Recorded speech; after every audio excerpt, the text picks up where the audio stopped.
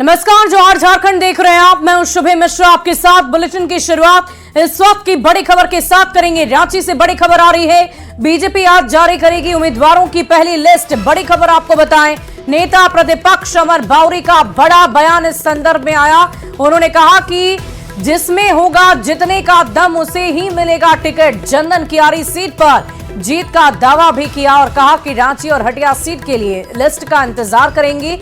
सरकार की वादा खिलाफी, घुसपैठ, विधि व्यवस्था सबसे बड़ा मुद्दा इस बार के विधानसभा चुनाव में है। एक महीने बाद झारखंड में बीजेपी की सरकार बनने का दावा भी उनकी तरफ से किया गया। झारखंड विधानसभा चुनाव को लेकर अब धड़कनें तेज हैं, नजरें अब लिस्ट पर है। और हमारे साथ इसमें बीजेपी के यहाँ वरीय नेता भी हैं, नेता प्रतिपक्ष अमर बावरी जी हैं, जो पहली सूची का इंतजार सभी को है। वो पहली सूची कब आ रही है, पहले बता दीजिए। बहुत जल्द, शीघ्रता शीघ्र, कुछ क्षणों में आ जाएगी आपके बीच। हम ये सवाल आपसे पूछेंगे कि सीट वाइज तो आप बात करेंगे, लेकिन बताइए क्या इस बार पहले जो पहली सूची जारी होगी कितने सीट पर होगी पहले चरण में? झारखंड में 81 सीट है, 81 का होगा। अच्छा ये बताइए, क्या पुराने चेहरे को मौका मिलेगा या कुछ नए? क्योंकि जो इस बार कार्यकर्ता जो शोर मचा रहे हैं कि जो अभी नया फार्मूला आप लोगों ने लाया है कि बड़े बड़े चेहरे को, जो बोरो प्लेयर आ रहे हैं, बोरो प्लेयर को आप लोग मैदान में उतारने की तैयारी में कार्यकर्ताओं का दिल टूट रहा है। जिसके पास जीत का दम होगा खम में वही उतरेगा। जीतने के लिए हम मैदान में रहेंगे और हमारे प्रत्याशी जीतने के लिए दंगल में उतरेंगे। खुद आपकी सीट की बात करें, चंदन कियारी, वहां मुकाबला इस पर आप कैसे देख रहे हैं? जो रजक जी हैं वो भी इस पर झारखंड मुक्ति मोर्चा का दामन पकड़ने जा रहे हैं। चंदन कियारी की जनता प्रबुद्ध जनता है। चंदन कियारी की जनता जानती है कि इस अत्याचारी सरकार को, अनाचारी सरकार को, जिन्होंने वृद्धों का पेंशन रोक करके एक अत्याचार किया है, जिन्होंने चंदन कियारी के विकास की गति को ठप कराया है, ऐसे अत्याचारी सरकार को उखाड़ के बाहर फेंकने के लिए इस राज्य के अंदर भारतीय जनता पार्टी की सरकार बनाने के लिए चंदन कियारी में भी एक कमल खिलाना जरूरी है। और जिस तरह से 2019 में पूरे झारखंड प्रदेश में पहला कमल चंदन कियारी से खिला था, इस बार के 2024 के चुनाव में भी पहला कमल चंदन कियारी से खिलेगा। नेता प्रतिपक्ष मुद्दों पर मुखर हैं, लेकिन जहां तक लिस्ट की बात है, कौन नेता कहां से लड़ेगा, नहीं है, कौन कटेगा, कौन हटेगा, कौन सटेगा, तमाम मुद्दों पर डिप्लोमेटिक जवाब है। बस लिस्ट का इंतजार है। फिर एक बार फिर उनसे बात करने की कोशिश करेंगे। कैमरा प्रभाकर के साथ संजय कुमार सिन्हा, न्यूज 18 रांची। और इधर जेडीयू के प्रदेश अध्यक्ष खीरू महतो ने कहा है कि गठबंधन में उनकी पार्टी की मांग तो 10 से 11 सीट की थी, लेकिन अब जो भी फैसला होगा वो सर्वमान्य होगा, क्योंकि जब खुद नीतीश कुमार, संजय झा और ललन सिंह इसमें लगे हुए हैं तो फिर जो फैसला होगा उसे सभी मानेंगे। सूत्रों की अगर माने तो जेडीयू के लिए जमशेदपुर पश्चिमी और तमाड़ सीट लगभग तय रखी गई है, लेकिन एक और सीट पर मामला अभी फंसा हुआ है। हालांकि सीटों के मुद्दे पर खीरू महतो ने कुछ भी बोलने से मना कर दिया है। हम लोगों ने 11 सीट के लिए किया था, 11 सीट के लिए मांगा गया था कि 10-11 दीजिए, उस पर बात करेंगे। हम लोग 11 दिया था, लेकिन अब जो सामने आ जाएगा, हमारे राष्ट्रीय अध्यक्ष माननीय लोकप्रिय मुख्यमंत्री बिहार जो फैसला करेंगे अंतिम फाइनल, हम लोग उसको मान लेंगे। और झारखंड विधानसभा चुनाव से जुड़ी एक और बड़ी खबर आपको बता रहे हैं। हेमंत बिश्वा शर्मा से मिले हैं चिराग पासवान। झारखंड विधानसभा चुनाव को लेकर उनके साथ अहम चर्चा हुई। सीट शेयरिंग को लेकर चर्चा संभव मानी जा रही है। चंडीगढ़ जाने के दौरान उनकी मुलाकात हुई। हरियाणा के नवनियुक्त मुख्यमंत्री नायब सैनी जी के शपथ ग्रहण समारोह में शामिल होने जा रहे थे। चिराग पासवान ने मुलाकात की फोटो भी पोस्ट कर दी है। इस वक्त की बड़ी खबर आपको बता रहे हैं झारखंड विधानसभा चुनाव से संबंधित, और ये तस्वीरें मुलाकात की इस वक्त आपकी टीवी स्क्रीन पर है।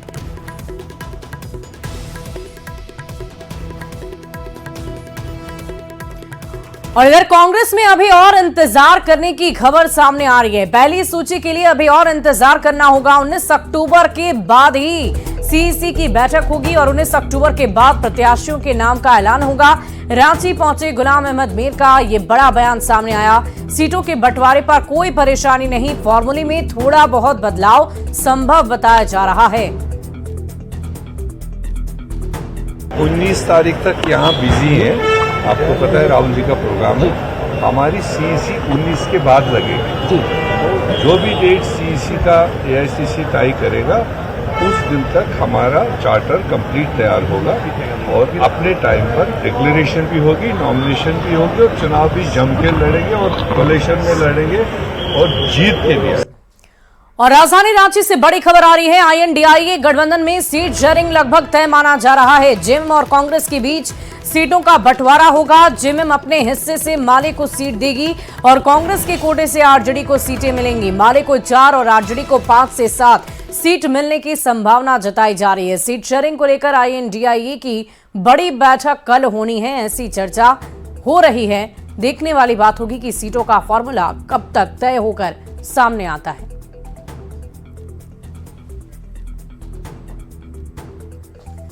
और पूर्व विधायक मलखान सिंह के समर्थकों ने रांची बीजेपी कार्यालय में खूब हंगामा किया है। हंगामा करने वाले बीजेपी कार्यकर्ताओं का दावा है कि सीट बंटवारे में ईचागढ़ और आजसू के खाते में ये सीटें जा रही है, जिसका वो विरोध करते रहे। हर हाल में ये सीट बीजेपी के पास ही रहनी चाहिए, चाहे प्रत्याशी कोई भी क्यों ना हो। आपको बता दें कि मलखान कुछ महीने पहले ही बीजेपी में शामिल हुए हैं, जिनके साथ मिलकर ये तमाम कार्यकर्ता विरोध कर रहे हैं। आप लोगों का माध्यम से पता चला कि ये आजसू को दिया जा रहा है। हम लोग का परंपरा सीट है, हम लोग को चाहिए, बस यही मांग है। क्योंकि उसका आप लास्ट टाइम से देखते आइए, रामटल चौधरी जी वहीं से सांसद रहे हैं, संजय सेठ जी 2 बार रहे हैं, रामटल चौधरी जी भी शायद 3 बार रहे हैं, वहाँ से मलखान सिंह जी रहे हैं, वहाँ से साधु महतो रहे हैं। और वहाँ पर हमारा जुझारू कार्यकर्ता है। किसी का व्यक्तिगत में नहीं बोल रहे कि उसको टिकट दे दीजिए, किसी को भी उठा कर दीजिए, लेकिन बीजेपी से दीजिए। और झारखंड विधानसभा चुनाव को लेकर आज बीजेपी की पहली लिस्ट जारी हो सकती है। सियासी हवाओं में लगातार दूसरे दलों से आ रहे नेताओं की टिकट की दावेदारी से कार्यकर्ताओं की भावनाएं भी साफ उभर कर सामने आ रही है। कार्यकर्ताओं की अगर माने तो पार्टी के समर्पित नेताओं को ही टिकट मिलना चाहिए। साथ ही जहां पार्टी मजबूत स्थिति में हो, वो सीट गठबंधन में नहीं जानी चाहिए। प्रदेश के भाजपा कार्यालय के बाहर कार्यकर्ताओं से बातचीत की है संवाददाता संजय कुमार सिन्हा ने। कार्यकर्ता अंदर से टूट जाते हैं। बाहर से आप कैंडिडेट देंगे या वैसे कैंडिडेट जो पिछला बार चुनाव में लगभग 30,000 वोटों से हार चुका, फिर उन्हीं पर दाव खेलेंगे, तो हम विश्वास दिलाते कार्यकर्ता कभी विश्वास उन पर नहीं करेगा। और चुनावी माहौल में सियासत की दीवारें जरा नीची कर दी गई है ताकि नेता आराम से इधर से उधर जा सकें। तमाम कई ऐसे नेताओं की लंबी लिस्ट है जो इस बार बीजेपी से दूसरे दल में जा रहे हैं, दूसरे दलों के नेता बीजेपी में आ रहे हैं। ऐसे में कार्यकर्ताओं के मन में क्या चलता है, लंबे समय से टिकट की बाट जो रहे नेताओं के मन में क्या चलता है, वो खुद को कितना ठगा हुआ महसूस करते हैं। चर्चा का बाजार गर्म है, सियासत गर्म है, लेकिन ऐसे में दिल में जो आंदोलन मचा है टिकट को लेकर, फील्ड में मेहनत करने को लेकर, आज हम उसी को टटोलने की कोशिश करेंगे। तो ऐसे दावेदार बन रहे हैं, लेकिन हम लोग के यहाँ तो वैसा नहीं है। हम भी कैंडिडेट के रूप में हैं और 8-10 साल से हैं बीजेपी में, तो हम भी दावेदार हैं। और जो माननीय प्रधानमंत्री जी बोले थे कि परिवारवाद को टिकट नहीं मिलना चाहिए, तो परिवारवाद को टिकट नहीं मिलना चाहिए, नया कैंडिडेट को टिकट मिलना चाहिए। गठबंधन में जिसका आधार नहीं है, हम लोग ईचागढ़ से आए हैं, जिसका आधार नहीं है उसको ईचागढ़ सीट दे दिया जा रहा है। उस हिसाब से अगर गठबंधन के रूप में आजसू को टिकट दे दिया जाता तो कहीं ना कहीं हम लोग ये संगठन की बहुत बड़ी भूल हो जाएगी, क्योंकि वो हम लोग कहीं ना कहीं देख रहे हैं कि निराशा की भावना हमारे लोगों में हर किसी में है। राज्य में सरकार भाजपा की बनाना, और चूंकि पिछले बार जो गठबंधन टूट चुका था तो उसके वजह से नुकसान सबको हुआ था, तो उसी में तालमेल बना करके राज्य में सरकार बनाना प्राथमिकता है।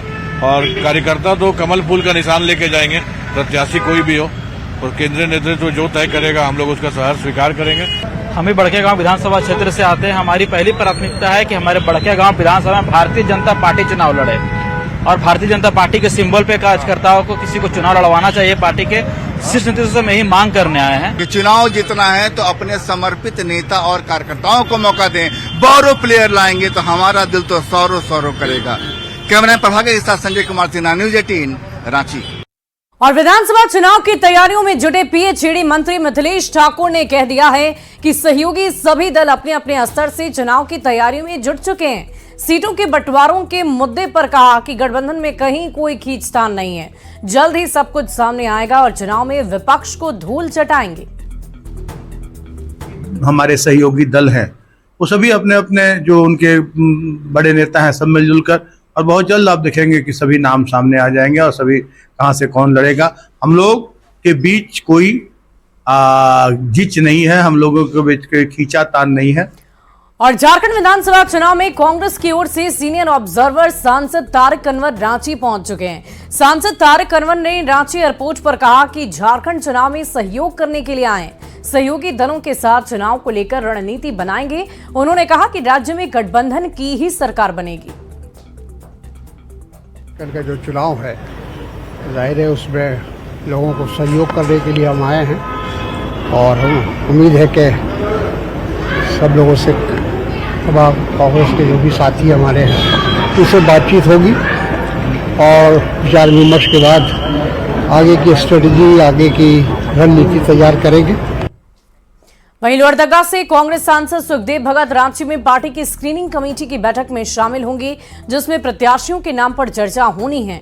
सुखदेव भगत ने बीजेपी पर आदिवासी और मूलवासी से नफरत करने का आरोप लगा दिया और लोहरदगा लोकसभा सीट के 5 विधानसभा सीट जीतकर राज्य में फिर से एनडीए गठबंधन की सरकार बनाने का दावा किया है।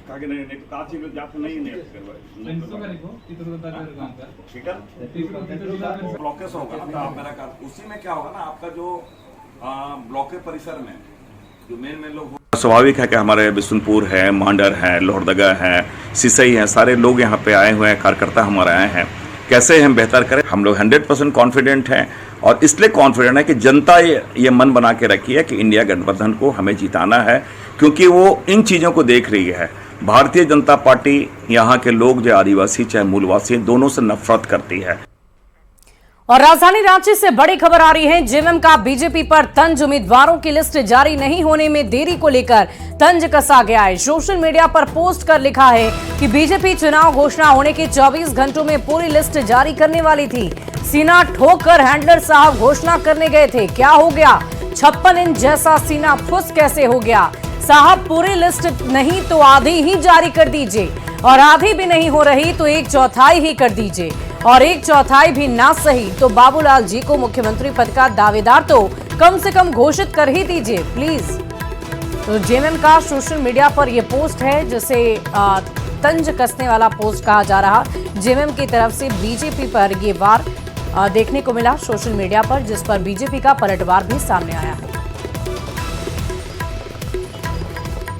और जेएमएम के पोस्ट पर बीजेपी ने हमला बोला है। बीजेपी प्रवक्ता प्रदीप सिन्हा ने कहा कि जेएमएम को सबसे पहले अपने गिरबान में झांक कर देखना चाहिए, उनके अंदर कितनी कमियां हैं, तभी जाकर बीजेपी पर कुछ बयानबाजी करनी चाहिए। पिछले 5 साल से सत्ता में रहकर वो सिर्फ जनता को गुमराह कर रहे हैं और कुछ भी नहीं किया। अपने अंदर देख के बातचीत करें कि कांग्रेस पार्टी और साथ साथ आरजेडी या फिर मार्क्सिस्ट के लोग उनसे जो डिमांड लगा के बैठे हुए हैं उसको वो किस तरह से पूर्ति करेंगे। और चलिए अब आपको चतरा लिए चलते हैं, जहां मयूरहंड थाना क्षेत्र के महेशा गांव में एक बड़ा हादसा हुआ। नहर में मछली पकड़ने के दौरान डूबने से दादा और पोती की मौत हो गई। सूचना मिलते ही मौके पर पहुंची मयूरहंड थाना पुलिस ने ग्रामीण और स्थानीय गोताखोरों की मदद से दोनों शव को बाहर निकाला है। या तो मछली लाइन मार लेने, या तो डूब गया ससुर जी, तब पीछे मेरा बेटी गया तो वो भी उसी तीर आ गया, वहीं पे तीर खींच लिया। फिर मेरा पति आया उधर से, तो फिर घर में आया, तो फिर घर से फिर लेके गया सबको। तो पहले ससुर के निकाला, तो बाद मेरा बेटी के निकला। यही सब आदमी नीचे दबा हुआ है तो उसको खींच के निकाला, फिर दूसरों को भी खींच के निकाला। तो निकालने के बाद जो है से आदमी वहाँ पर जुट गया। और चलिए अब बात करते हैं गैंगस्टर अमन साहू गैंग की। अमन साहू और लॉरेंस बिश्नोई के बीच कड़ी का काम करने वाले मयंक सिंह के खिलाफ भी शिकंजा कसा जा चुका है। झारखंड एडीएस ने जहां इसके राजस्थान स्थित घर पर कुर्की की है, तो अब इसकी संपत्तियों की जांच में एटीएस की टीम जुट गई है। जल्द ही मयंक सिंह और उसके आका अमन साहू की संपत्ति को अटैच करने की कवायद शुरू होगी। वहीं मयंक सिंह के रेड कॉर्नर नोटिस भी जारी कर दिए गए हैं। पुराना पासपोर्ट था उसको कैंसिल कर दी गई है, रेड कॉर्नर नोटिस जारी कर दी गई है, और एक्स्ट्राडिशन जो अभी जिस भी देश में वो भागा फिर रहा है वहाँ के लिए एक्स्ट्राडिशन प्रोसेस अभी की जा रही है और बहुत जल्दी एक्स्ट्राडिशन प्रोसेस कंप्लीट हो। अगली खबर कोडरमा के डोमचांच से है, जहां सड़क पिछले 2 महीने से गंदे नाली के पानी से तालाब में तब्दील हो गई है।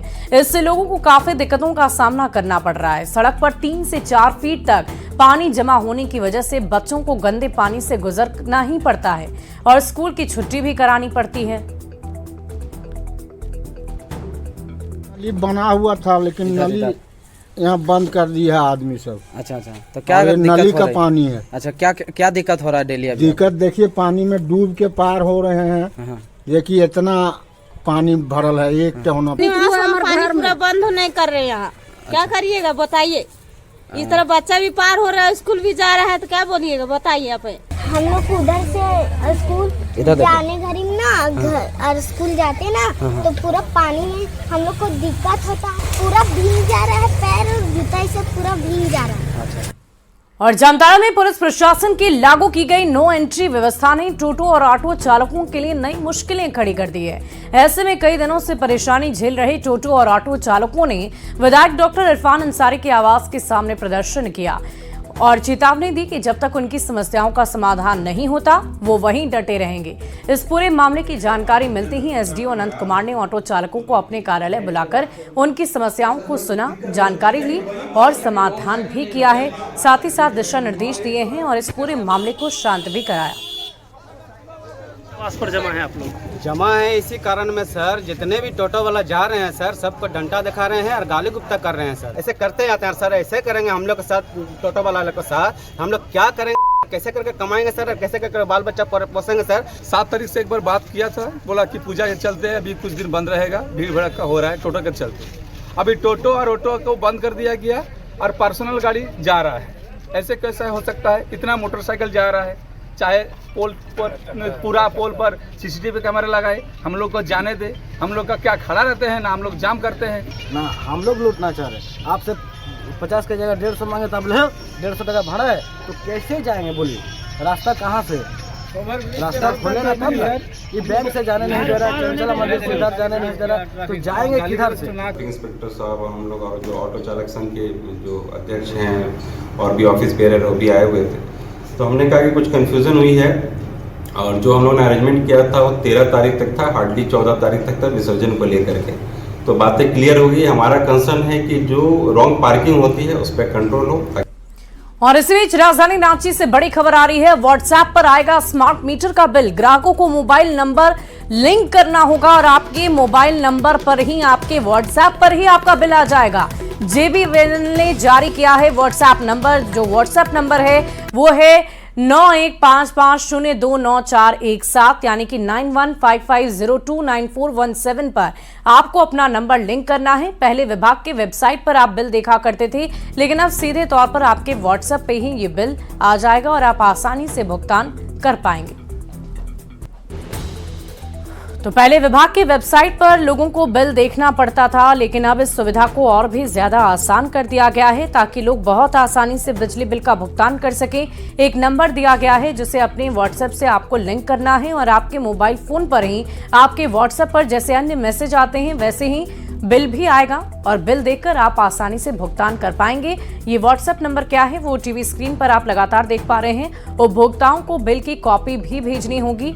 तो ये सारी सुविधाएं नई जोड़ी गई है जिससे और भी ज्यादा भुगतान करना आसान होगा और उपभोक्ता को संख्या और नंबर भी भेजना होगा। उपभोक्ताओं को स्मार्ट मीटर की पूरी जानकारी व्हाट्सएप के माध्यम से दी जाएगी।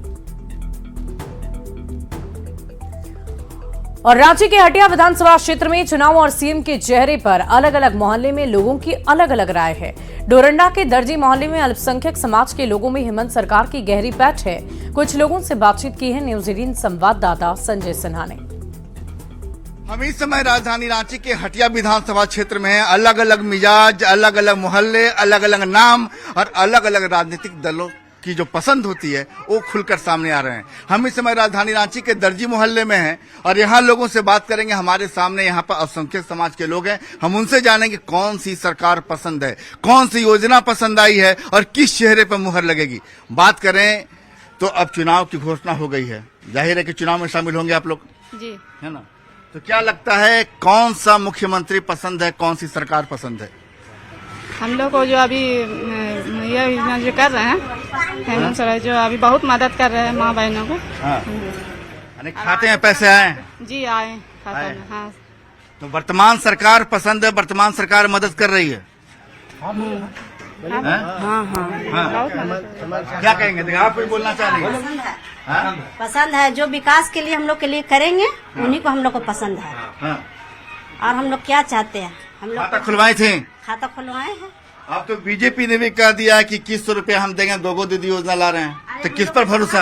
इसी से अथी है, मोहब्बत है, लेकिन खाली सभी चलाए हम लोग के लिए, हम लोग के लिए फायदा सोचे, इसलिए हम लोग बाल बच्चा को पढ़ाए, लेकिन हम लोग के लिए नौकरी नहीं है बच्चे के लिए। महंगाई, हम लोग बीच वाला आदमी मार खा रहे हैं, हम लोग रोजगार नहीं मिल रहा है, ना मर्द को ना औरत को। सरकार से रोजगार की उम्मीद है, कौन सी सरकार उम्मीद पूरा करेगी? सब सरकार जीतने के बाद सब सरकार खत्म हो जाता है, वोट लेने से पहले सब कुछ ठीक रहता है। अब वोट लेने के बाद सब सरकार समझ अपना अपना ही में स्थिति में आ जाता है, फिर कोई किसी को नहीं पहचानता है। खुद अभी वर्तमान में हेमंत सोरेन जी हैं, बाबूलाल मरांडी हैं, चंपाई सोरेन का भी नाम है, क्या कहेंगे, कौन सा चेहरा पसंद है? हेमंत सोरेन। हेमंत सोरेन अभी तो बहुत कुछ किए हैं हेमंत सोरेन, चंपा सोरेन। हम लोग चाहते हैं कि आगे भी करें, और हम लोग के लिए तो किए हैं, लेडीज के लिए तो मतलब कुछ करें, जेंट्स के लिए भी तो देना चाहिए ना।